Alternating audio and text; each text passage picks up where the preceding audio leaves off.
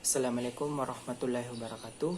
Perkenalkan, nama saya Herlit Mawardi, NIM 1921042, Prodi Ilmu Pemerintahan, Fakultas Ilmu Sosial dan Ilmu Politik dari Universitas Muhammadiyah Sinjai. Dalam video ini saya akan menjelaskan secara singkat atau mereview tentang materi yang telah diberikan oleh Bapak, mata kuliah dengan mata kuliah sektor pelayanan publik. Langsung saja, yaitu materi pertama, yaitu strategi penyelenggaraan pelayanan publik. Pelayanan kepada masyarakat sudah menjadi tujuan utama dalam penyelenggaraan administrasi publik. Di Indonesia, penyelenggaraan pelayanan publik menjadi isu kebijakan yang semakin strategis karena perbaikan pelayanan publik di negara ini cenderung berjalan di tempat, sedangkan implikasinya sebagaimana diketahui sangat luas karena menyentuh ruang-ruang kepublikan baik dalam kehidupan ekonomi, sosial, politik, budaya, dan lain-lain. Dalam bidang ekonomi, buruknya pelayanan publik akan berimplikasi pada penurunan investasi yang dapat berakibat terhadap pemutusan hubungan kerja, ada industri-industri, dan tidak terbukanya lapangan kerja baru yang juga akan mempengaruhi terhadap meningkatnya angka pengangguran. Akibat lebih lanjut dari masalah ini adalah timbulnya kerawanan sosial. Dan materi kedua itu dimensi kualitas dan standar pelayanan publik.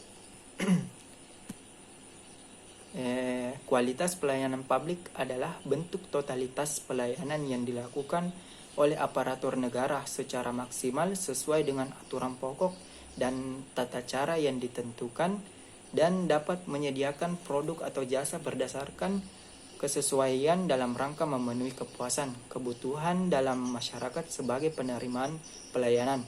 Adapun dimensi kualitas pelayanan publik, yaitu yang pertama ada tangibles atau bukti langsung. Kualitas pelayanan berupa secara fisik perkantoran, komputerisasi administrasi, ruang tunggu, tempat informasi, dan lain-lain. Dan yang kedua itu ada kehandalan,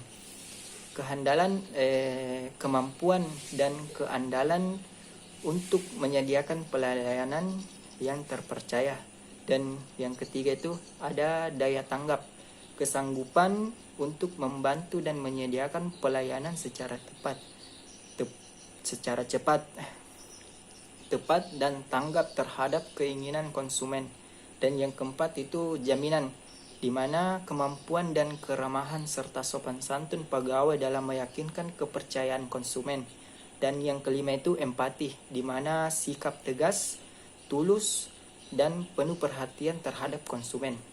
Dan materi yang ketiga yaitu tentang rancangan kualitas penyelenggaraan pelayanan sektor publik, di mana pelayanan publik merupakan suatu di antara tiga fungsi aparatur sipil negara atau ASN. Oleh sebab itu, pelayanan publik menjadi tolak ukur yang paling nyata oleh masyarakat karena ia berhubungan langsung dengan mereka.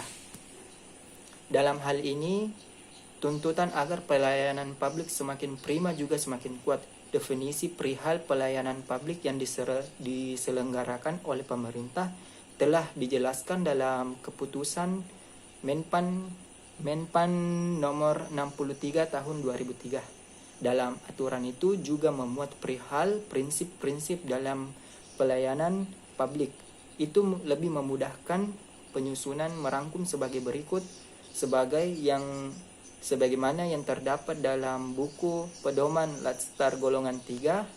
Yang pertama itu ada kesederhanaan, dan yang kedua kejelasan, yang ketiga kepastian waktu, yang keempat akurasi, kelima keamanan, dan selanjutnya itu tanggung jawab, kelengkapan sarana dan prasarana, kemudahan akses, kedisiplinan, kesopanan dan keramahan, dan kenyamanan. Dan materi berikutnya itu kualitas kinerja dalam pelayanan publik.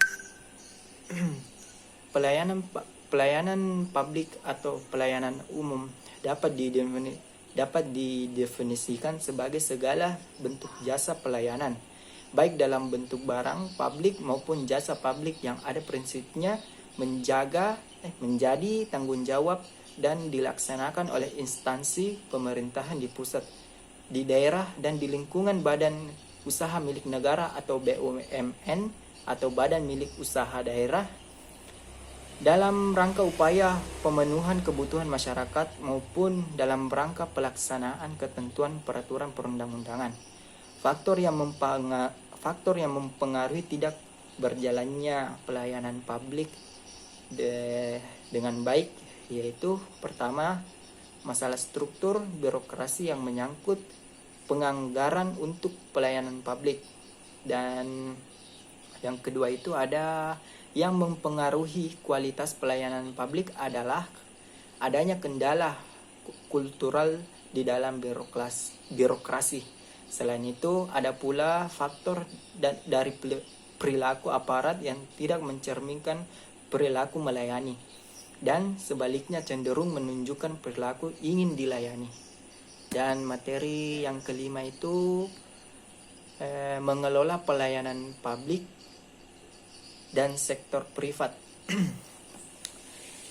Pelayanan publik adalah pelayanan yang dilakukan oleh pemerintah yang berorientasi pada masyarakat demi mewujudkan kesejahteraan sosial dan nantinya dipertanggungjawabkan secara transparan kepada masyarakat atau publik.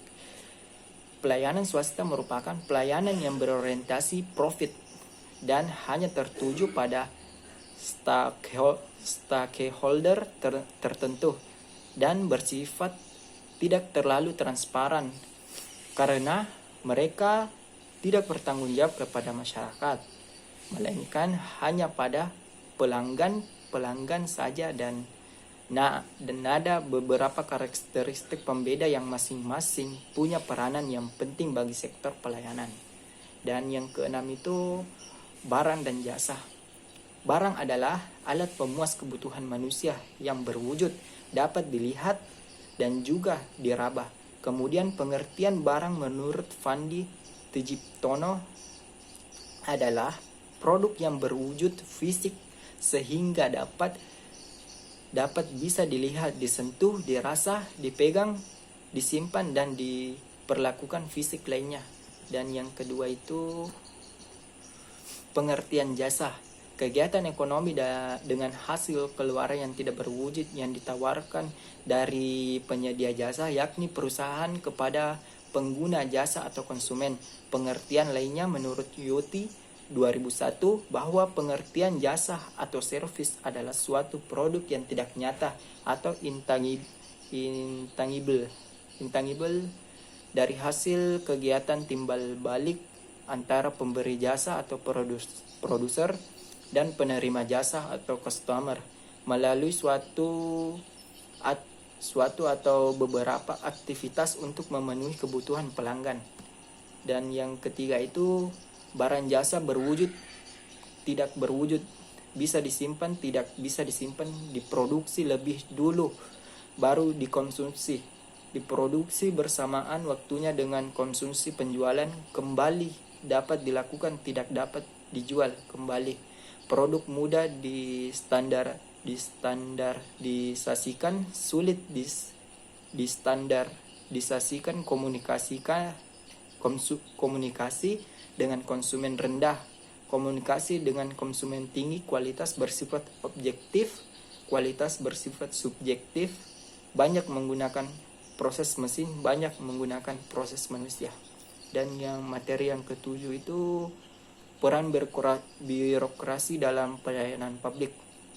Birokrasi merupakan struktur tatanan organisasi, bagan pembagian kerja dan hierarki yang terdapat pada sebuah lembaga yang penting untuk menjalankan tugas-tugas agar teratur. Seperti contohnya pada pemerintahan, rumah sakit, sekolah, militer, dan lain-lain. Birokrasi ini dimaksudkan sebagai suatu sistem otoritas yang ditetapkan secara nasional oleh berbagai macam peraturan untuk mengorganisir pekerjaan yang dilakukan oleh banyak orang Dalam pelaksanaannya, birokrasi memiliki prosedur atau aturan yang bersifat tetap dan dirantai komando yang berupa hierarki kewenangan mengalir dari atas ke bawah. Karena itu birokrasi harus bisa dipahami melalui peran dan kemampuannya menunjang pelaksanaan sistem pemerintahan baik dalam merespon sebagai permasalahan maupun dalam memberikan pelayanan sektor pelayanan terhadap masyarakat.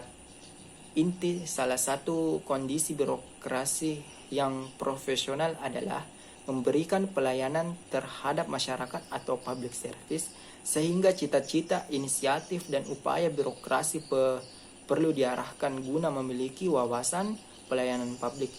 Birokrasi hadir sebagai kreasi dari penguasa untuk memberikan pelayanan kepada penguasa dengan tujuan untuk memperluas dan memperbesar serta mempertahankan kekuasaan.